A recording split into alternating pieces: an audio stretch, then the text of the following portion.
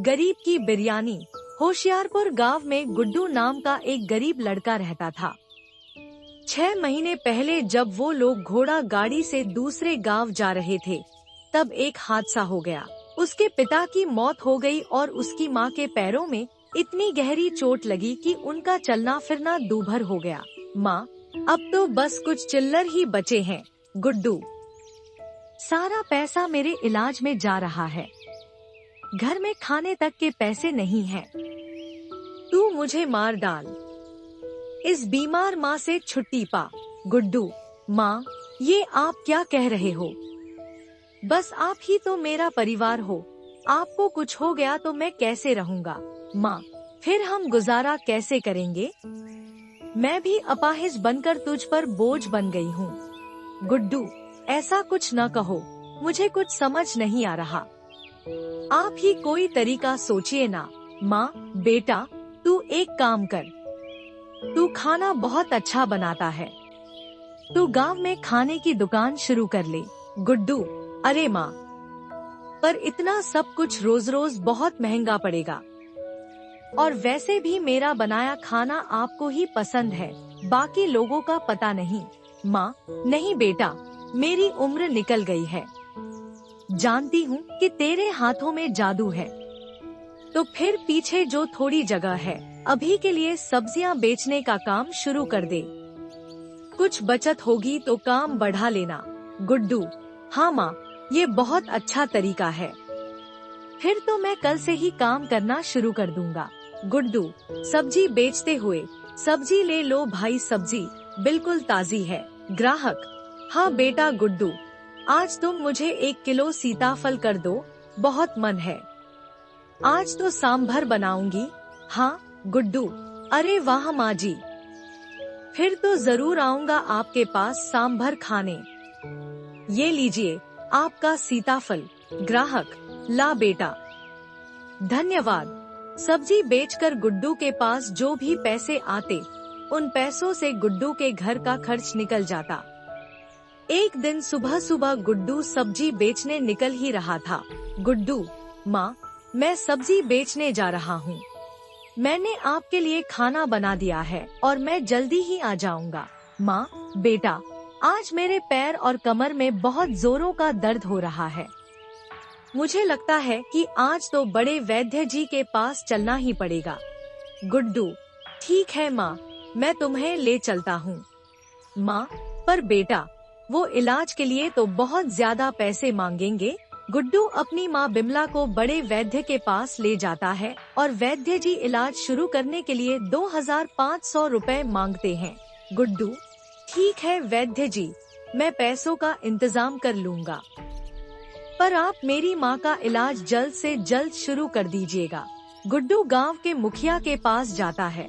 गुड्डू, मुखिया जी, मेरी माँ के इलाज के लिए कुछ पैसों की जरूरत थी। अगर आप पैसे उधार दे देते तो अच्छा होता। मुखिया, पुराने कर्जे तो तुमने चुकाए नहीं, अब और पैसे मांगने आ गए। मैं कोई पैसा नहीं दूंगा, और तुमने 1 महीने में पुराने कर्जे नहीं चुकाए तो तुम्हें अपना घर देना होगा। गुड्डू, देरी के लिए माफी चाहता हूँ मुखिया जी, जल्दी आपके सारे पैसे लौटा दूंगा। गुड्डू वहाँ से निकल गया और उसने दूसरे लोगों से भी मदद मांगी, लेकिन सब जानते थे कि गुड्डू कमाता नहीं है, तो पैसे कहाँ से वापस देगा, इसलिए किसी ने उसकी मदद नहीं की। गुड्डू रोते हुए, माँ, मैं किसी काम का नहीं हूँ। मैं तेरे इलाज के लिए पैसे भी चुकता नहीं कर पाया। मुझे जीने का कोई हक नहीं है। माँ, नहीं बेटा, मेरे लिए पैसों से ज्यादा कीमती है तू। उस दिन गांव में ढिंढोरा पीटा जाता है। सैनिक, सुनो सुनो, गांव वालों सुनो।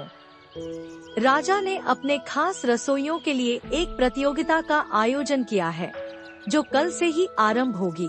जो कोई भी उस प्रतियोगिता में विजेता होगा, उसे राजा का खास रसोइया बनाया जाएगा और साथ ही 5000 रुपए इनाम में भी दिए जाएंगे। गुड्डू पास में सब्जी बेच रहा था। प्रतियोगिता वाली बात सुनकर वो खुशी से फूला नहीं समा रहा था।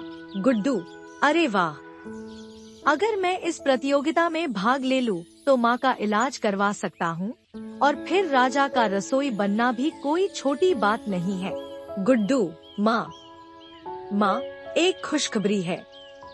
कल से राज्य में राजा के खास रसोई के लिए एक प्रतियोगिता का आयोजन किया है।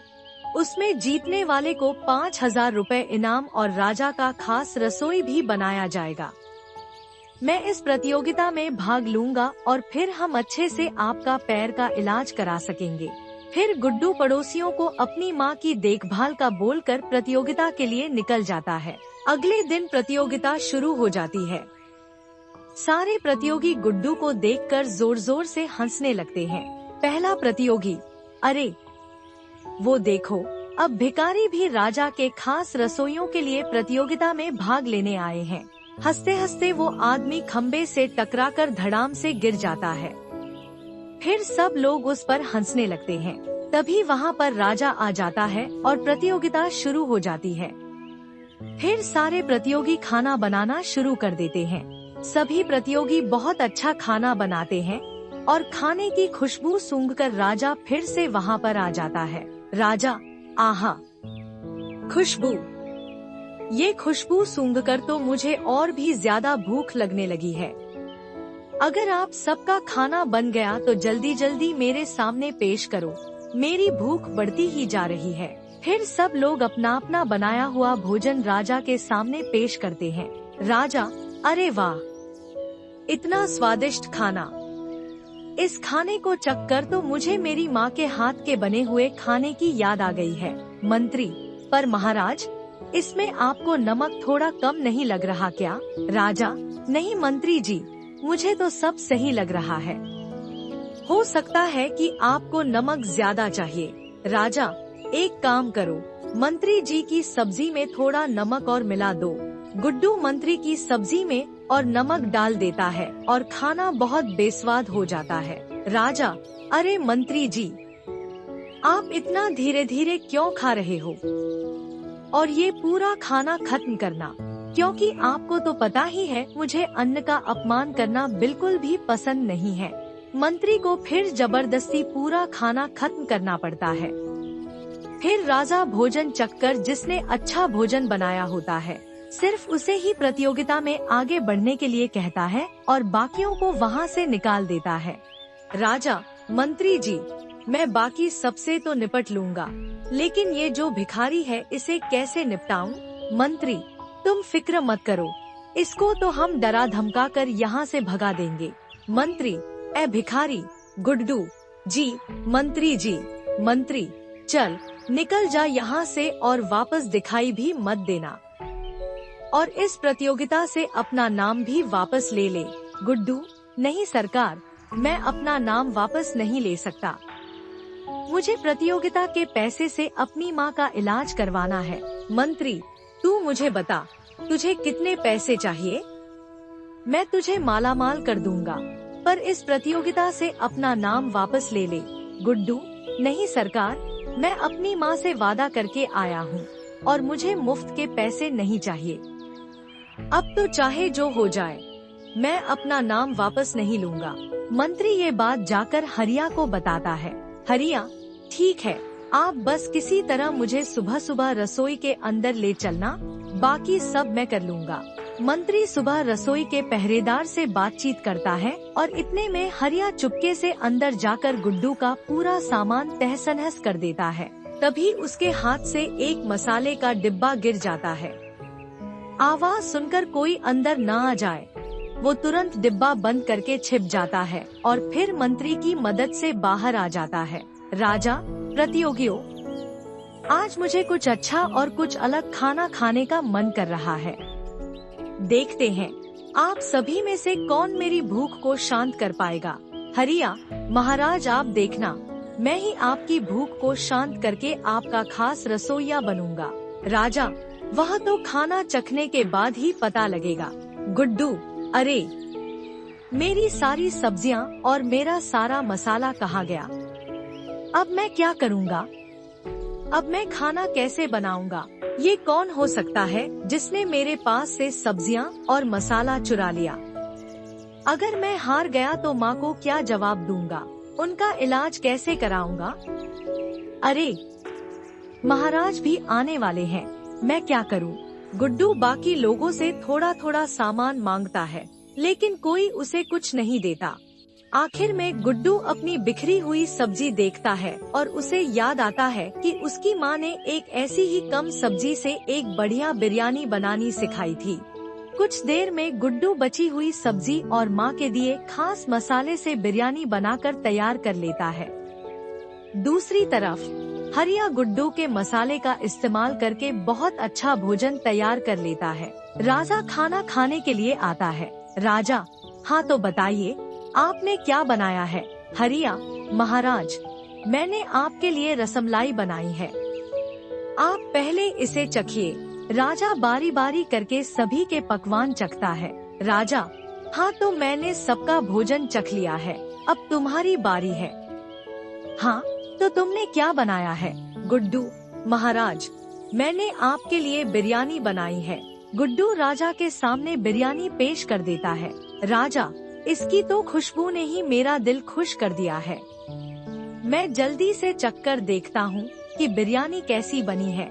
कुछ समय बाद राजा, हाँ तो अब मैं विजेता घोषित कर सकता हूँ। मुझे इन सब में से हरिया के हाथ का बनाया भोजन बहुत ही ज्यादा स्वादिष्ट लगा है। अचानक राजा के पेट में बहुत जोर का दर्द होने लगता है। राजा, अरे ये मेरे पेट में दर्द क्यों हो रहा है? अरे राम जी बचाओ, ये कैसा दर्द है? मंत्री, अरे महाराज ये क्या हुआ आपको? राजा, पता नहीं महामंत्री, अचानक मेरे पेट में बहुत जोर से दर्द होने लग गया है। मंत्री, आप इतना खाना खाओगे तो पेट में तो दर्द होगा ही। राजा, क्या कह रहा है? नमक हराम, मैं रोज इतना ही खाना खाता हूँ। मंत्री, मेरा मतलब है हो सकता है कि आपके खाने में कुछ ऐसा मिलाया गया हो जिससे आपके पेट में दर्द हो रहा है। राजा, हो सकता है, पर पता कैसे लगाया जाए कि किसने भोजन में मिलावट की है? गुड्डू, महाराज मैं पता लगा सकता हूँ। राजा, पर कैसे? गुड्डू, मुझे मेरी माँ ने बहुत सारे मसालों की ऐसी विद्या बताई है जिसमें सूंघ कर किसी भी मसाले के बारे में मैं पता लगा सकता हूँ। मुझे बस इसके लिए सभी के हाथों को सूंघना पड़ेगा। राजा, ठीक है, सभी प्रतियोगियों अपने अपने हाथ आगे करो। गुड्डू सूंघकर बताता है। गुड्डू, महाराज हरिया के खाने में ही कुछ मिला हुआ था। हरिया, कक, क्या बकवास कर रहे हो? ऐसा हो ही नहीं सकता। गुड्डू, अरे पर ऐसा ही हुआ है, तुम्हारे भोजन में ही कुछ मिलावट थी। हरिया, अरे पर मैंने तो तुम्हारे मसाले अपने भोजन में डाले थे। इसका मतलब है कि तुम महाराज को नुकसान पहुंचाना चाहते थे। गुड्डू, अच्छा तो तुम ही हो वो चोर जिसने मेरे सारे मसाले और सब्जियां चुरा ली थी। अरे भाई, वो जो तुमने मेरे सारे मसाले चुराए थे ना, वो मेरी माँ ने मुझे बनाना सिखाया था, और अगर उसमें से थोड़ा सा भी ज्यादा डाल दो तो पेट में दिक्कत होने लगती है। राजा, अरे तुम क्या कह रहे हो? मेरी तो कुछ समझ में नहीं आ रहा। गुड्डू, महाराज मैं आपको सब बताता हूँ। दरअसल प्रतियोगिता से पहले मेरे सारे मसाले चोरी हो गए थे और सब्जियां खराब हो गई थी, इसलिए जो भी मेरे पास था उनसे आपके लिए बिरयानी बना दी। पर अब पता चल गया कि वो मसाला चोर और कोई नहीं, हरिया था। राजा, क्या हरिया तुमने चोरी की? मैं तुम्हें इस प्रतियोगिता से बाहर निकालता हूँ और गुड्डू को अपना खास रसोइया घोषित करता हूँ। राजा, लेकिन जल्दी से वैद्य को बुलाओ, मेरे पेट में दर्द तो कम हो। जल्दी से राजवैद्य को बुलाया जाता है और राजा का इलाज करवाया जाता है। फिर गुड्डू राजा का खास रसोइया बन जाता है और इनाम के पैसों से अपनी माँ का इलाज करवाता है।